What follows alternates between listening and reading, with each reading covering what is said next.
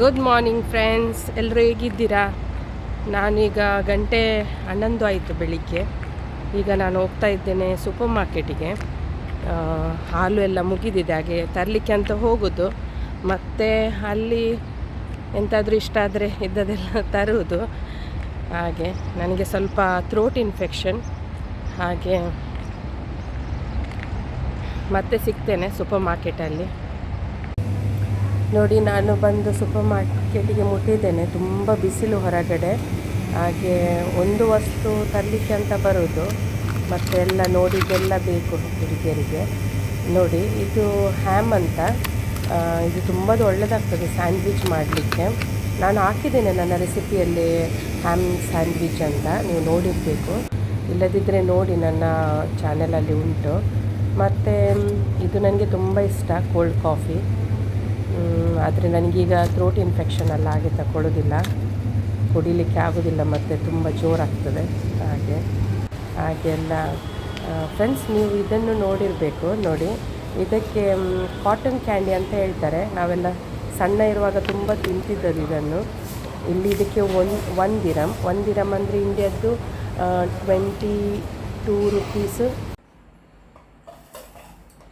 ನೋಡಿ ಫ್ರೆಂಡ್ಸ್, ನಿನ್ನೆಯ ವ್ಲಾಗಲ್ಲಿ ನೀವು ನೋಡಿರಬೇಕು, ನಾನು ಅದು ಗ್ರೀನ್ ಮೂಂಗನ್ನು ಹೇಗೆ ಸ್ಪ್ರೌಟ್ ಮಾಡಲಿಕ್ಕೆ ಇಟ್ಟಿದ್ದೆ ಅಂತ. ಅಂದರೆ ಇದು ಈ ರೀತಿ ಮುಂಗೆ ಬರಲಿಕ್ಕೆ. ನೋಡಿ, ಒಳ್ಳೆ ಇದು ಆಗಿದೆ, ನೀವು ನೋಡಿರಬೇಕು. ಈ ಕ್ಲೋತಿಂದ ಹೊರಗೆ ಬಂದಿದೆ ನೋಡಿ. ಇದು ಕೂಡ ತುಂಬ ಉದ್ದ ಆದರೆ ಇದರ ಕೂಡ ಸಪ್ರೇಟ್ ಕರಿ ಮಾಡ್ಬೋದು ಈ ಸ್ಪ್ರೌಟಿದ್ದು.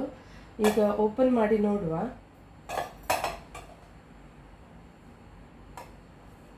ನೋಡಿ, ಒಳ್ಳೆ ಇದು ಆಗಿದೆ. ಇದನ್ನು ನಾನೀಗ ಇದಕ್ಕೆ ಹಾಕಿ ತೋರಿಸ್ತೇನೆ ನೋಡಿ.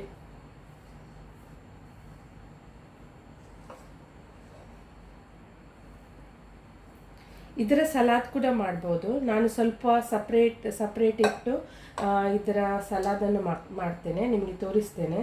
ಇದು ತಿನ್ನಲಿಕ್ಕೆ ಕೂಡ ಹೀಗೇನೆ ಸಲಾದಿಗೆ ಹಾಕಿ ತಿನ್ಬೋದು. ಮತ್ತು ಈಗಿನ ಸ್ವಲ್ಪ ಬೆಳಿಗ್ಗೆ ಬ್ರೇಕ್ಫಾಸ್ಟ್ ಮಾಡುವ ಮೊದಲು ಒಂದು ಪ್ಲೇಟಲ್ಲಿ ಹಾಕಿ ಸ್ವಲ್ಪ ಇದನ್ನು ತಿಂದರೆ ತುಂಬ ಒಳ್ಳೆಯದು ಹೆಲ್ತಿಗೆ. ಇದರಲ್ಲಿ ತುಂಬ ನ್ಯೂಟ್ರಿಷನ್ ಇದೆ ನೋಡಿ. ನಾನು ಇದಕ್ಕೆ ಹಾಕ್ತೇನೆ ಎಲ್ಲವನ್ನು. ಮತ್ತು ಇದರ ಒಂದು ಕರಿ ಮಾಡುವ.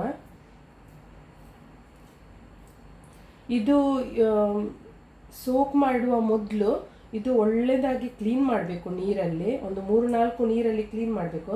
ಯಾಕೆಂದರೆ ಇದರಲ್ಲಿ ತುಂಬ ಕಲ್ಲು ಎಲ್ಲ ಇರ್ತದೆ. ಹಾಗೆ ಕ್ಲೀನ್ ಮಾಡಿದರೆ ಮತ್ತೆ ಕ್ಲೀನ್ ಮಾಡಬೇಕಂತ ಇಲ್ಲ ನೋಡಿ. ಹಾಗೆ ನಾನು ಒಳ್ಳೆ ಕ್ಲೀನ್ ಮಾಡಿ ಇಟ್ಟಿದ್ದೆ.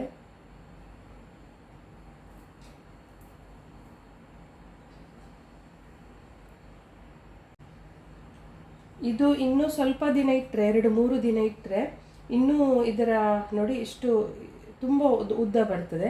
ಮತ್ತು ಈ ಗ್ರೀನ್ ಮೂಂಗ್ ಬಿಟ್ಟು ಇದರ ಕೂಡ ಪದಾರ್ಥ ಮಾಡ್ಬೋದು, ತುಂಬ ಒಳ್ಳೆಯದಾಗ್ತದೆ. ಈಗ ನಾನು ಸ್ವಲ್ಪ ಸಲಾದ್ ಮಾಡಲಿಕ್ಕೆ ಸಪ್ರೇಟ್ ಇಡ್ತಾ ಇದ್ದೇನೆ ನೋಡಿ. ಇಷ್ಟರದ್ದು ಸಲಾದ್ ಮಾಡುವ. ನಾನು ನಿಮಗೆ ತೋರಿಸ್ತೇನೆ ಇದರ ರೆಸಿಪಿ, ಇದರ ಸಲಾದಿದ್ದು. ಈಗ ಮಾಡೋದಿಲ್ಲ, ಇನ್ನೊಮ್ಮೆ ನಿಮಗೆ ಈ ರೆಸಿಪಿಯನ್ನು ಹಾಕ್ತೇನೆ.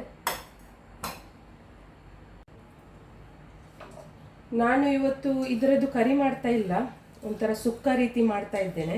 ಯಾಕೆಂದರೆ ನಾನು ಮಟನ್ ತಂದಿದ್ದೇನೆ 1 ಕಿಲೋ. ಮಟನ್ ಇದು ಗ್ರೇವಿ ಮಾಡ್ತೇನೆ. ಅದಕ್ಕೋಸ್ಕರ ನಾನು ಇದನ್ನು ಸುಕ್ಕ ಮಾಡ್ತೇನೆ. ಯಾಕೆಂದರೆ ಒಂದು ಗ್ರೇವಿ ಉಂಟು, 2 ಗ್ರೇವಿ ಮಾಡಲಿಕ್ಕೆ ಹೋದರೆ ಮತ್ತೆ ಯಾರೂ ತಿನ್ನೋದಿಲ್ಲ, ಹಾಗೆಯೇ ಉಳೀತದೆ. ಅದಕ್ಕೆ ನಾನು ಸುಕ್ಕ ರೀತಿ ಮಾಡ್ತೇನೆ. ಅದಕ್ಕೆ ಈಗ ನಾನು ಈರುಳ್ಳಿಯನ್ನು ಕಟ್ ಮಾಡ್ತಾ ಇದ್ದೇನೆ. ಈಗ ಇಲ್ಲಿ ನಾನು ತಗೊಂಡಿದ್ದೇನೆ 1 ಈರುಳ್ಳಿ.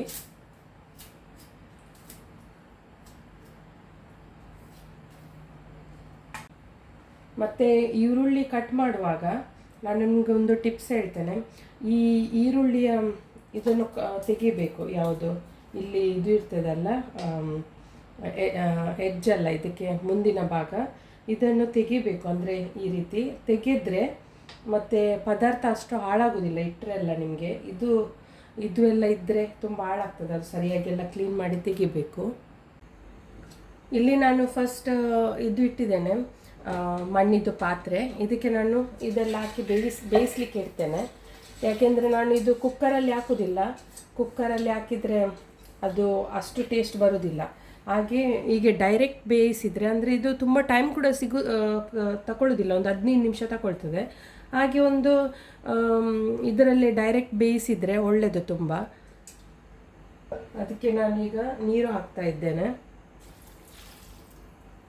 ಒಂದು 2 ಕಪ್ ಆದರೂ ನೀರು ಹಾಕಬೇಕು. ನೋಡಿ, ನಾನು 2 ಗ್ಲಾಸ್ ನೀರನ್ನು ಹಾಕ್ತಾ ಇದ್ದೇನೆ. ಈಗ ಇದು ಸರಿ ಬೇಯಬೇಕು. ಈಗ ನೋಡಿ, ಒಂದು ಬಾಯ್ಲ್ ಬಂತು.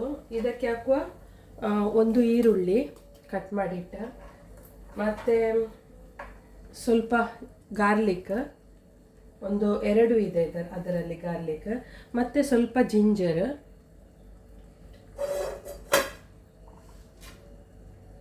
ಮತ್ತು ಟೊಮೆಟೊ ಎಲ್ಲ ಹಾಕಿ ಇನ್ನು ಬೇಯಲಿಕ್ಕೆ ಇದೆ, ಅದು ಇಡುವ. ಸ್ವಲ್ಪ ಮಿಕ್ಸ್ ಮಾಡುವ. ಮತ್ತು ಇದಕ್ಕೆ ರುಚಿಗೆ ತಕ್ಕಷ್ಟು ಉಪ್ಪು ಹಾಕಬೇಕು.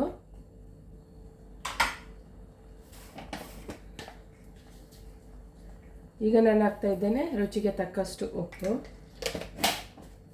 ಮತ್ತು ಇದನ್ನು ಮುಚ್ಚಿ ಇಡುವ. ಈಗ ನಾನು ಹಾಕ್ತಾ ಇದ್ದೇನೆ ಸ್ವಲ್ಪ ಚಿಲ್ಲಿ ಪೌಡರ್. ನಿಮಗೆ ಸ್ಪೈಸಿ ಎಷ್ಟು ಬೇಕು ಅಷ್ಟು, ಜಾಸ್ತಿ ಬೇಕಾದರೆ ಜಾಸ್ತಿ ಹಾಕ್ಬೋದು. ಮತ್ತು ಇದನ್ನು ಮಿಕ್ಸ್ ಮಾಡುವ. ನೋಡಿ, ನಾನು ಈ ರೀತಿ ಮಾಡೋದು, ಇದು ಮೂಂಗ್ ರೆಸಿಪಿಯನ್ನು. ಬೇರೆ ಬೇರೆ ರೀತಿ ಕೂಡ ಮಾಡ್ತಾರೆ, ಬೇರೆ ಬೇರೆ ಪ್ಲೇಸಲ್ಲಿ ಬೇರೆ ಬೇರೆ ಮಾಡ್ತಾರೆ. ನೀವು ಕೂಡ ಈ ರೀತಿ ಟ್ರೈ ಮಾಡಿ ನೋಡಿ. ಮತ್ತು ನಾನು ಹಾಕ್ತೇನೆ ಗ್ರೇಟೆಡ್ ಕೋಕೋನಟ್, ಅಂದರೆ ಇದನ್ನು ತೆಂಗಿನಕಾಯಿಯ ತುರಿ. ಮತ್ತು ಇದನ್ನು ಮಿಕ್ಸ್ ಮಾಡುವ ಸರಿಯಾಗಿ. ಮತ್ತು ಇದಕ್ಕೆ ತಡಕ ಕೊಡಲಿಕ್ಕೆ ಉಂಟು. ಒಳ್ಳೆಯದಾಗ್ತದೆ ಈ ರೀತಿ ಮಾಡಿ ನೋಡಿ, ನೀವು ಕೂಡ ಒಳ್ಳೆ ಟೇಸ್ಟ್ ಬರ್ತದೆ. ಮತ್ತು ನಾನಿಲ್ಲಿ ಆ್ಯಡ್ ಮಾಡ್ತಾ ಇದ್ದೇನೆ ಇದು ಮ್ಯಾಗಿ ಕ್ಯೂಬ್, ಇದು ಮ್ಯಾಗಿದ್ದು ಕ್ಯೂಬ್. ಇದು ಒಂದು ಸಣ್ಣ ತುಂಡು ಹಾಕಬೇಕು ಇದರಲ್ಲಿ ಉಂಟು. ನಾನೊಂದು ಟೇಸ್ಟಿಗೆ ಸಣ್ಣ ತುಂಡು ಹಾಕ್ತಾ ಇದ್ದೇನೆ. ನೋಡಿ, ಎಷ್ಟು ಸಣ್ಣ ತುಂಡು ಹಾಕಿದರೆ ಸಾಕು, ಅದು ಒಳ್ಳೆ ಟೇಸ್ಟ್ ಕೊಡುತ್ತೆ ನಿಮಗೆ. ಇದು ಯಾವ ಸುಕ್ಕಾದರೂ ಮಾಡೋದಾದರೆ ಈ ರೀತಿ.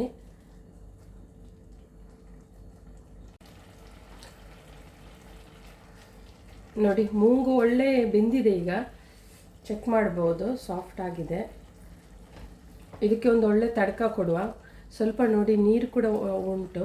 ಇದು ಸ್ವಲ್ಪ ಹೊತ್ತು ಇಟ್ಟರೆ ಮತ್ತು ಮುಚ್ಚಳ ಹಾಕದೆ ಅದು ಅದರಷ್ಟಕ್ಕೆ ಡ್ರೈ ಆಗುತ್ತೆ. ಮತ್ತು ಮಣ್ಣಿನ ಪಾತ್ರೆಯಲ್ಲಿ ಬೇಗ ಅದು ಇದಾಗುತ್ತೆ, ಡ್ರೈ ಆಗುತ್ತೆ. ಮತ್ತು ಮಣ್ಣಿನ ಪಾತ್ರೆಯಲ್ಲಿ ಮಾಡಿದರೆ ಮಾತ್ರ ತುಂಬ ಟೇಸ್ಟ್ ಕೂಡ ಮತ್ತು ಒಳ್ಳೆಯದು ಕೂಡ. ನಾನು ಜಾಸ್ತಿಯಾಗಿ ಪ್ರಿಫರ್ ಮಾಡೋದಂದರೆ ಮಣ್ಣಿನ ಪಾತ್ರೆವೇ, ಯಾಕೆಂದರೆ ಹೆಲ್ತಿ ಕೂಡ ಒಳ್ಳೆಯದು ಇದರಿಂದ ಕುಕ್ ಮಾಡಿದರೆ.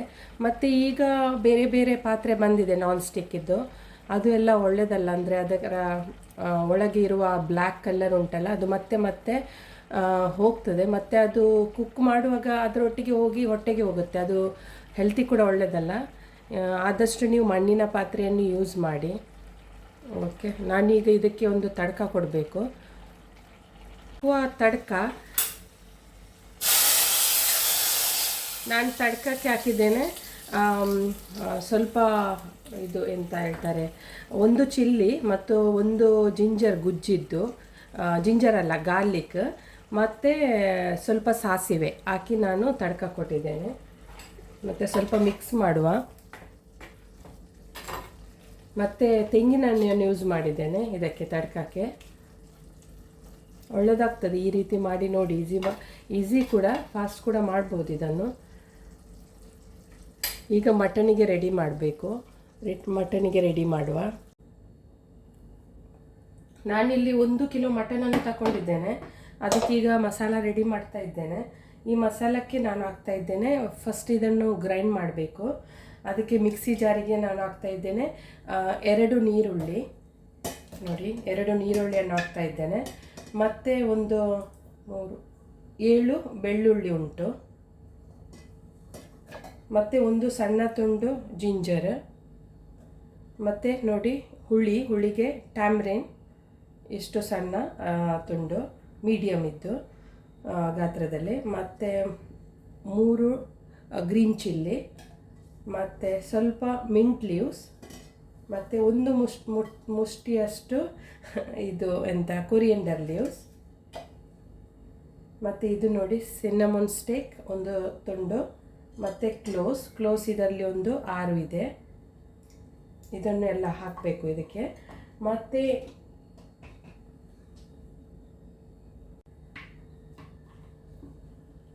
ಮತ್ತು ಈಗ ನಾನು ಹಾಕ್ತಾ ಇದ್ದೇನೆ, ನನಗೆ ಅಂದರೆ ಕೆಮ್ಮು, ಸ್ವಲ್ಪ ಹುಷಾರಿಲ್ಲ, ಅಂದರೆ ಚಿಲ್ಲಿ ಪೌಡರ್ ಹಾಕುವಾಗ ಜಾಸ್ತಿ ಬರೋದು. ಒಂದು ನಿಮಿಷ ನೋಡಿ, 1 ಸ್ಪೂನ್ ಚಿಲ್ಲಿ ಪೌಡರ್ ಹಾಕಿದ್ದೇನೆ. ಈಗ ಇನ್ನೊಂದು ಸ್ಪೂನ್ ಹಾಕ್ತಾ ಇದ್ದೇನೆ. ಈ ಚಿಲ್ಲಿ ಪೌಡರ್ ನಾನು ಹೇಳಿದ್ದೆಲ್ಲ ನಿಮಗೆ, ನಾನು ಮನೆಯಲ್ಲೇ ಮಾಡಿದ ಅಂತ. ಇದರಲ್ಲಿ ಎಲ್ಲ ಇದೆ, ಕೊರಿಯಂಡರ್ ಎಲ್ಲ. ಆದರೆ ನಾನು ಮಿಕ್ಸ್ ಮಾಡುವಾಗ ಇದು ಹಾಕಲಿಲ್ಲ, ಅಂದರೆ ಅರಸಿನ ಹುಡಿ ಹಾಕ್ತಿಲ್ಲ. ಅದಕ್ಕೆ ಸ್ವಲ್ಪ ಅರ್ಧ ಚಮಚ ಅರಸಿನ ಹುಡಿ ಹಾಕಬೇಕು. ಮತ್ತು ಸ್ವಲ್ಪ ಸೋಂಪು, ಅಂದರೆ ಫೆನಲ್ ಸೀಡ್ಸ್ ಅಂತ ಹೇಳ್ತಾರೆ, ಅದನ್ನು ನಾನು ಒಂದು ಅರ್ಧ ಚಮಚ ಹಾಕ್ತಾ ಇದ್ದೇನೆ. ಅಂದರೆ ಇದು ಚಮಚ ತುಂಬ ಸಣ್ಣದು, ಹಾಗೆ ಒಂದು ಅರ್ಧ ಚಮಚ ಹಾಕಬೇಕು. ಅದನ್ನು ಎಲ್ಲ ಹಾಕಿ ಮತ್ತು ಇದನ್ನು ಸ್ವಲ್ಪ ನೀರು ಹಾಕಿ ಗ್ರೈಂಡ್ ಮಾಡಬೇಕು. ನಾನೀಗ ಗ್ರೈಂಡ್ ಮಾಡಿ ತರ್ತೇನೆ. ಮತ್ತು ನಿಮ್ಮ ಹತ್ರ ಈ ಚಿಲ್ಲಿ ಪೌಡರ್ ಇಲ್ಲದಿದ್ದರೆ ನೀವೊಂದು 1 ಚಮಚ ಜೀರಿಗೆ ಹುಡಿ, ಮತ್ತು 2 ಚಮಚ ಕೊತ್ತಂಬರಿ ಹುಡಿ ಕೊತ್ತಂಬರಿ ಸೀಡ್ಸ್, ಮತ್ತು ಸ್ವಲ್ಪ ಅರ್ಧ ಚಮಚ ಅಂದರೆ 10-15 ಪೆಪ್ಪರ್ ಕಾರ್ನ್ಸ್ ಎಲ್ಲ ಹಾಕಬೇಕು. ಮತ್ತು ಸರಿಯಾಗಿ ಗ್ರೈಂಡ್ ಮಾಡಬೇಕು, ತಿಕ್ ಪೇಸ್ಟ್ ಬರಬೇಕು. ಒಂದು ನೆನಪಿಲ್ಲ ನಿಮಗೆ ಹೇಳಲಿಕ್ಕೆ, ಇದಕ್ಕೆ 2 ಖರ್ಜೂರ ಕೂಡ ಹಾಕಬೇಕು. ನೋಡಿ 2 ಖರ್ಜೂರ ಹಾಕ್ತಾ ಇದ್ದೇನೆ, ಅದರ ಒಳಗಿನ ಬೀಜವನ್ನು ತೆಗೆದು ಮತ್ತು ಇದನ್ನು ಹಾಕಬೇಕು. ತುಂಬ ಟೇಸ್ಟ್ ಬರುತ್ತೆ ಕರಿ. ನಾನು ಚಿಕನ್ ಕರಿ ಮಾಡುವಾಗ ಕೂಡ ಇದನ್ನು ಹಾಕ್ತೇನೆ.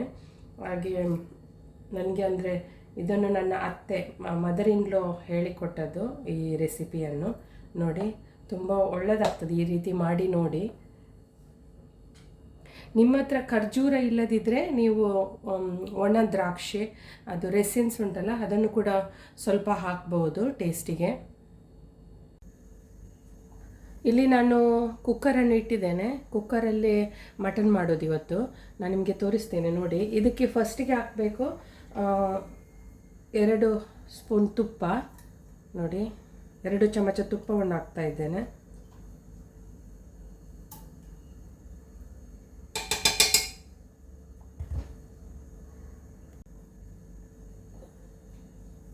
ತುಪ್ಪ ಬಿಸಿ ಆದಮೇಲೆ ನೋಡಿ ಗ್ರೈಂಡ್ ಮಾಡಿಟ್ಟ ಮಸಾಲವನ್ನು ಕೂಡ ಇದಕ್ಕೆ ಹಾಕಬೇಕು.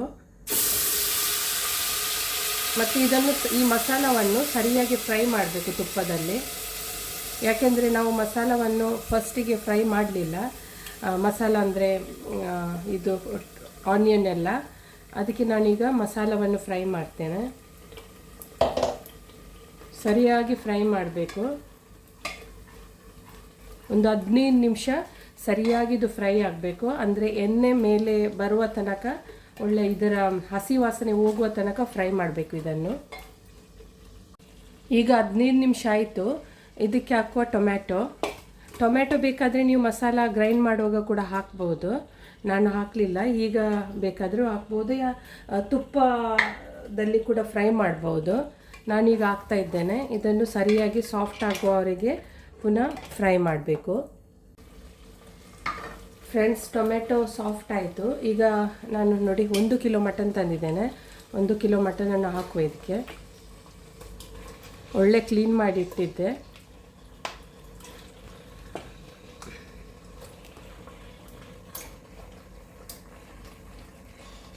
ಮತ್ತು ಸರಿಯಾಗಿ ಇದನ್ನು ಮಿಕ್ಸ್ ಮಾಡಬೇಕು ಮಸಾಲ ಜೊತೆ.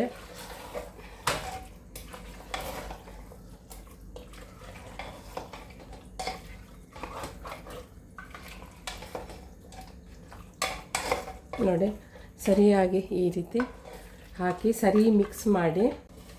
ಈಗ ಹಾಕುವ ರುಚಿಗೆ ತಕ್ಕಷ್ಟು ಉಪ್ಪು.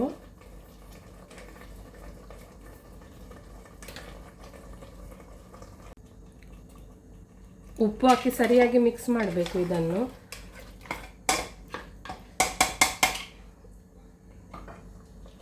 ಮತ್ತು ಇದು ಮಿಕ್ಸಿಯಲ್ಲಿ ಇದು ಮಾಡಿಟ್ಟ ನೋಡಿ, ಸ್ವಲ್ಪ ನೀರು ಮಿಕ್ಸಿಗೆ ಹಾಕಿ ಇದನ್ನು ಕೂಡ ನಾನು ಹಾಕ್ತಾ ಇದ್ದೇನೆ.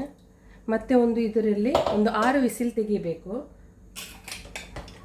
ಈಗ ಇದನ್ನು ಮುಚ್ಚಿ 6 ವಿಸಿಲ್ ನೋಡಿ. ಈಗ ಇದು 6 ವಿಸಿಲ್ ಆಯಿತು. ಈಗ ಚೆಕ್ ಮಾಡುವ. ಇದನ್ನು ಅಷ್ಟು ಬೇಯಲಿಲ್ಲ, ಇನ್ನೊಂದು 2 ವಿಸಿಲ್ ಬೇಕು. ಈಗ ನನಗೆ ಪೊಟೇಟೊ ಉಂಟು, ನಾನೊಂದು 2 ಪೊಟೇಟೊ ತಗೊಂಡಿದ್ದೇನೆ. ಅದನ್ನು ಕೂಡ ಇದಕ್ಕೆ ಹಾಕಬೇಕು. ಯಾಕೆಂದರೆ ಮೊದಲೇ ಪೊಟೇಟೊ ಹಾಕಿದರೆ ಇದರಲ್ಲಿ ಇದೆ 2 ಪೊಟೇಟೊ ನೋಡಿ. 1 ಪೊಟೇಟೊ 4 ತುಂಡು ಮಾಡಿದ್ದೇನೆ. ಅಂದರೆ ಮೊದಲೇ ಪೊಟೇಟೊ ಹಾಕಿದರೆ ಅದು 6 ವಿಸಿಲ್ ಆಗುವಾಗ ಪೊಟೇಟೊ ತುಂಬ ಸಾಫ್ಟಾಗಿ ಹೋಗುತ್ತೆ. ಅದಕ್ಕೆ ಮತ್ತೆ ಹಾಕಬೇಕು.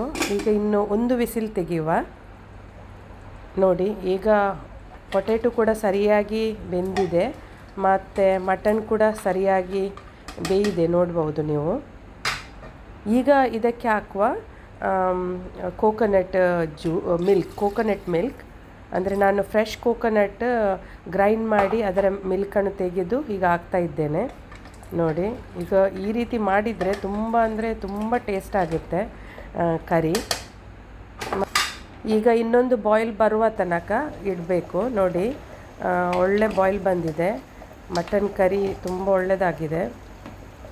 ಸ್ವಲ್ಪ ತಿಕ್ಕಿಲ್ಲದಿದ್ದರೂ ಪರವಾಗಿಲ್ಲ, ಯಾಕೆಂದರೆ ಮತ್ತೆ ಅದು ಸ್ವಲ್ಪ ಹೊತ್ತಾಗೋ ತಿಕ್ಕಾಗ್ತದೆ. ಈಗ ನೋಡ್ಬೋದು ನೀವು ನೋಡಿ ಎಷ್ಟು ಸರಿಯಾಗಿ ಬಂದಿದೆ ಅಂದರೆ. ನಿಮಗೆ ನನ್ನ ವ್ಲಾಗ್ ಇಷ್ಟ ಆದರೆ ಪ್ಲೀಸ್ ಲೈಕ್ ಮಾಡಿ, ಸಬ್ಸ್ಕ್ರೈಬ್ ಮಾಡಿ. ಬಾಯ್ ಬಾಯ್.